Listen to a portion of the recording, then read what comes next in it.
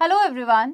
मैं हूं राघवेंद्र सिंह परमार और मैं हूं डॉक्टर प्रियंका भारद्वाज। आज की इस वीडियो में हम लोग डिस्कस करने वाले हैं आईपीएस एफओ 2025 के नोटिफिकेशन को। और इस नोटिफिकेशन में कौन कौन सी ऐसी बातें हैं जिनको आपको ध्यान में रखना है, क्या एलिजिबिलिटी क्राइटेरिया है, क्या सिलेबस रहने वाला है, चाहे वो फ्री का हो या फिर मेंस का हो, इंटरव्यू की बात करेंगे, एग्जाम का पैटर्न क्या रहेगा, वैकेंसीज टोटल कितनी है, क्योंकि सबसे जो इंपॉर्टेंट पॉइंट निकल के आता है आईपीएस एफओ में, वहां पे वैकेंसीज के कितने नंबर हैं। इन सभी पॉइंट्स को डिस्कस करेंगे और साथ ही साथ हम जानेंगे कि आईपीएस एफओ की जॉब प्रोफाइल क्या रहती है, उनको सैलरी कितनी मिलती है। इन सभी पॉइंट्स को आज के इस वीडियो में हम लोग डिस्कस करने वाले हैं। बिल्कुल, आईबीपीएस एएफओ ने अपनी नोटिफिकेशन निकाल दी है और कुछ इंपॉर्टेंट डेट्स भी बता दिए, प्री के एग्जाम की, मींस के एग्जाम की, कैसा पूरा प्रोसीजर रहने वाला है। ये सारी बातें हम आज के सेशन में करेंगे। सबसे पहले स्टार्ट करते हैं एलिजिबिलिटी के साथ में कि एलिजिबिलिटी क्या है। तो आईबीपीएस एएफओ के एलिजिबिलिटी के बारे में बात करें तो ग्रेजुएशन कंप्लीट होना चाहिए एग्रीकल्चर में या फिर अलाइड सब्जेक्ट में। एज लिमिट की बात करें तो सबसे पहले तो जो पर्सन है इंडियन होना चाहिए। एज लिमिट है 20 से 30 साल तक की। तो यानी कि अगर एज लिमिट की हम बात करें, 20 से 30 साल अगर आपकी एज लिमिट है एज ऑफ 21 जुलाई। अब देखो, इसकी जो फॉर्म फिलिंग स्टार्ट हो गई है वो 1 जुलाई से 21 जुलाई तक रहने वाली है। तो 21 जुलाई तक अगर आपकी एज लिमिट 20 से लेके 30 साल के बीच में है तो आप इस फॉर्म को अप्लाई कर सकते हो या इस फॉर्म को फिल कर सकते हो। अगर आपका graduation agriculture, horticulture, forestry, animal husbandry, veterinary science, dairy science, fisheries, food science, agro forestry, agriculture marketing या फिर बीटेक बायोटेक्नोलॉजी या किसी भी अलाइड फील्ड में एग्रीकल्चर से रिलेटेड, तो आप इस फॉर्म के लिए अप्लाई कर सकते हैं। बिल्कुल। तो एक और पॉइंट जो कि आपका डिस्कशन का रहता है कि बच्चे जो अपेयरिंग में है, क्या मैम वो बच्चे यहाँ पे एग्जामिनेशन अपना दे सकते हैं? तो ये डाउट रहता है। हाँ, जिनकी डिग्री कंप्लीट हो चुकी है वही इस फॉर्म को फिल कर सकते हैं। और जो डिग्री है, डिग्री उनकी मिल जानी चाहिए उनको 21 जुलाई से पहले पहले। और जो पीडीसी के ऊपर हम बात करते हैं, मार्किंग जो सर्टिफिकेट होता है उनकी बात करते हैं, उसमें जो डेट दी गई होगी ना, वही डिग्री की डेट मान्य होगी। तो आपका जो रिजल्ट है वो 21 जुलाई से पहले पहले डिक्लेयर हो जाना चाहिए, तभी आप इस फॉर्म को फिल कर सकते हैं। बिल्कुल। दूसरा इंपॉर्टेंट पॉइंट यहीं पे निकल के आता है एज का। तो मैम क्या यहाँ पे एज रिलैक्सेशन बच्चों को देखने को मिलता है? बिल्कुल, एज रिलैक्सेशन यहाँ पे बच्चों को देखने को मिलता है। कुछ पर्टिकुलर कैटेगरीज हैं जहाँ पे एज रिलैक्सेशन देखने को मिलता है। फॉर एग्जांपल, अगर हम शेड्यूल्ड कास्ट या शेड्यूल्ड ट्राइब की बात करें तो उन्हें 5 साल का एज रिलैक्सेशन है। यानी कि अगर आपकी एज 20 से 30 साल की है तो अगर आप शेड्यूल्ड कास्ट या शेड्यूल्ड ट्राइब को बिलोंग करते हैं तो 35 साल तक आपको रिलैक्सेशन देखने को मिलता है। 35 साल तक फॉर्म को भर सकते हो। अगर आप ओबीसी में हैं, लेकिन ओबीसी में भी किसमें, नॉन क्रीमी लेयर में है, तो उसमें उस केस में आपको 3 साल का रिलैक्सेशन देखने को मिलता है। अगर कोई बेंचमार्क डिसेबिलिटीज हैं तो वहां पे आपको 10 साल का रिलैक्सेशन देखने को मिलता है। और एक्स सर्विसमैन के केस में आपको, आप देख सकते हैं, 5 साल का रिजर्वेशन देखने को मिलता है। तो सबसे पहले तो जब हम एलिजिबिलिटी की बात कर रहे हैं, हमने एग्रीकल्चर एंड रिलेटेड फील्ड के बारे में बात कर ली, हमने साथ में एज लिमिट के बारे में भी बात कर ली। अब कुछ लोग ऐसे भी हैं जो डुअल डिग्री प्रोग्राम में हैं, जिन्होंने क्या किया है, 2 फील्ड में एक साथ डिग्री की है। तो अगर आपकी जो मेजर फील्ड है, इनमें से कोई भी फील्ड में से आपने मेजर फील्ड में अगर एक डिग्री करके रखी है तो आप इस फॉर्म को अप्लाई कर सकते हो। और कुछ डुअल डिग्री प्रोग्राम में क्या होता है, एक मेजर स्पेशलाइजेशन होती है, एक माइनर स्पेशलाइजेशन होती है। तो इन स्ट्रीम में से किसी में भी अगर आपकी मेजर स्पेशलाइजेशन है तो भी आप आईबीपीएस एएफओ का जो एसओ का फॉर्म है इस साल अप्लाई कर सकते हो। बिल्कुल। यहाँ पे जो आपको डिग्री देखने को मिल रही है, बीएससी की डिग्री आपकी कंप्लीट होनी चाहिए, आपके पास में डिग्री होनी चाहिए, तभी आप फॉर्म को फिलअप कर पाएंगे। दूसरा सबसे इंपॉर्टेंट पॉइंट, एग्जाम का पैटर्न क्या रहने वाला है। अब पैटर्न चूंकि हो सकते हैं मोस्टली स्टूडेंट को यहाँ पे पता हो, ये आपको 3 फेज या कह सकते हैं प्री, मेंस और इंटरव्यूज यहाँ पे आपको देखने को मिलता है। बिल्कुल। तो एग्जाम पैटर्न में प्री, मेंस और इंटरव्यू है। सब्जेक्ट्स की बात कर लें सर थोड़ी सी। बिल्कुल। एग्जाम पैटर्न में जैसे कि आप सबसे पहले प्री एग्जामिनेशन में जाते हैं और प्री एग्जामिनेशन में आपको इंग्लिश सब्जेक्ट, रीजनिंग और क्वांट देखने को मिलता है।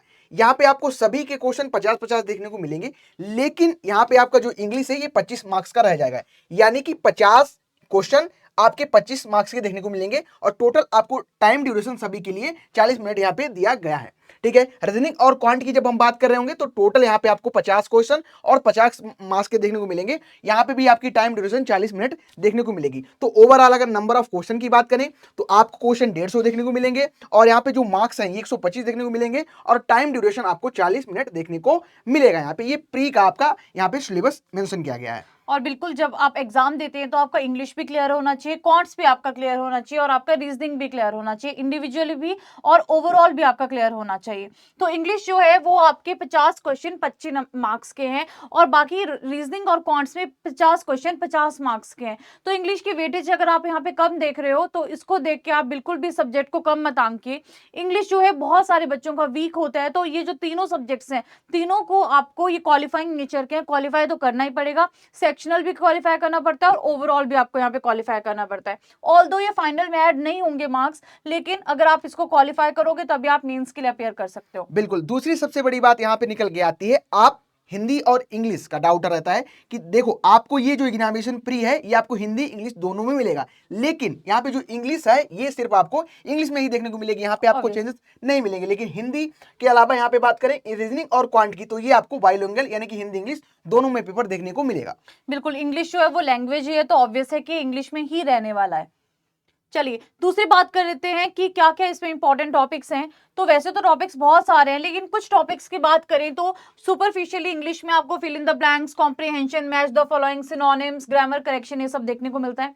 रीजनिंग में बात करें सिटिंग अरेंजमेंट हो गया, पजल हो गया, ब्लड रिलेशंस हो गए, डिस्टेंस हो गए, रिलेशन हो गए, ये सारे रीजनिंग में देखने को मिलते हैं।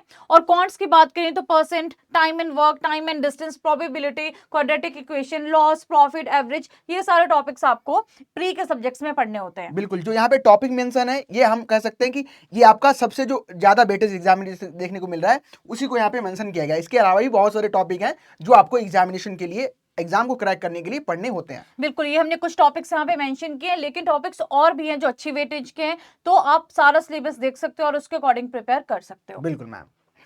तो अब बढ़ते हैं अपना फाइनल सेक्शन यानी कि मेंस एग्जामिनेशन की। तब मेंस एग्जामिनेशन की बात करेंगे, जो भी आपने जिस भी बैकग्राउंड से आप यानी कि मोस्टली स्टूडेंट यहाँ पे आप IBPS AFO के लिए प्रिपेयर कर रहे हैं और आपका जो बैकग्राउंड है ये एग्रीकल्चर है, तो यहाँ पे आपको टोटल आपके प्रोफेशनल नॉलेज यहाँ पे मेंशन करके सब्जेक्ट दिया था है। एग्रीकल्चर के जितने भी सब्जेक्ट हैं वो सभी सब्जेक्ट देखने को मिलेंगे और उनके टोटल आपको 60 क्वेश्चन देखने को मिलेंगे। इनके मार्क्स भी इक्वल रहेंगे 60, लेकिन टाइम यहाँ पे इंपॉर्टेंट है, टाइम आपको सिर्फ 45 मिनट दिया जाएगा। और एग्रीकल्चर की जब प्रोफेशनल नॉलेज की बात कर रहे हैं तब आपको टोटल एग्रीकल्चर के जितने भी सब्जेक्ट हैं वो सभी आपको यहाँ पे पढ़ने रहेंगे।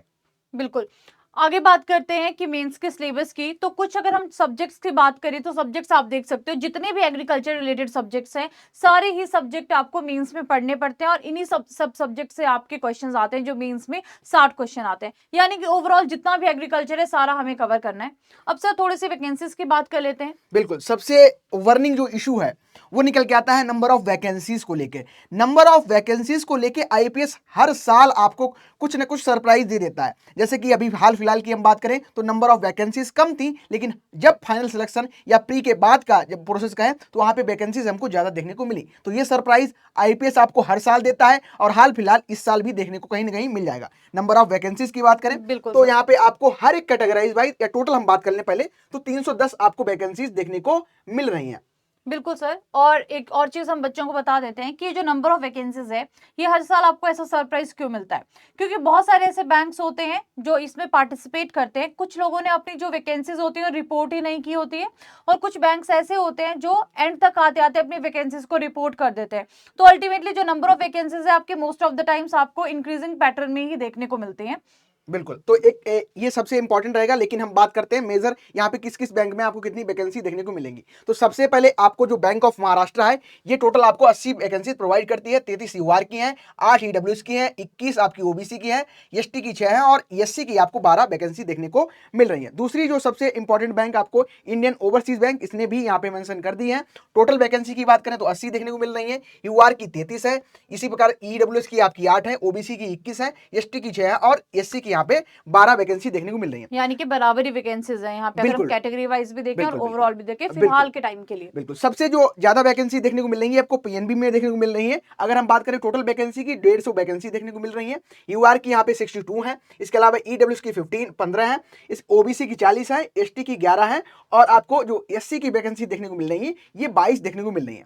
अगर यहाँ पे आपको जो एनआर देखने को मिल रहा है, यानी कि इन्होंने अभी नोटिफाई नहीं किया है और इनकी भी वैकेंसी हाल फिलहाल में जब भी आपको टाइम के अकॉर्डिंग आपको देखने को यहाँ पे वैकेंसीज मिल जाएंगी। बिल्कुल, तो ये जो नंबर ऑफ वैकेंसीज हैं ये आपके with the passage of time हो सकता है फ्यूचर में ये जो वैकेंसीज है ये बढ़ जाएं, तो यहाँ पे आप थोड़ा पॉजिटिव रहिए इसको लेके। वैकेंसीज इन फ्यूचर हो सकता है आपको ज्यादा देखने को मिले, तो अभी कम नंबर ऑफ वैकेंसी से बिल्कुल भी नहीं डरना है। बिल्कुल। सैलरी की बात कर लेते हैं सर। सबसे ज्यादा इंपॉर्टेंट पार्ट, हम कोई भी जॉब के लिए अप्लाई करते हैं सबसे इंपॉर्टेंट पार्ट होता है कि क्या सैलरी मिलती है और क्या पर्क्स मिलते हैं। बिल्कुल, तो सब अगर हाल आप देखोगे कि बैक इसमें जो सैलरी आपको मिल रही है, सैलरी आपकी जो फाइनल सैलरी है यहाँ पे लगभग आपको 85,920 रुपीज देखने को मिलता है। इसमें सब कुछ आपका एडिशनल रहता है, हाउस अलाउंस है, आपका एचआरए है, डीए है और स्पेशल जो अलाउंस आपको मिलते हैं वो भी यहाँ पे आपको मेंशन करके रखे गए हैं, वो भी मिलते हैं।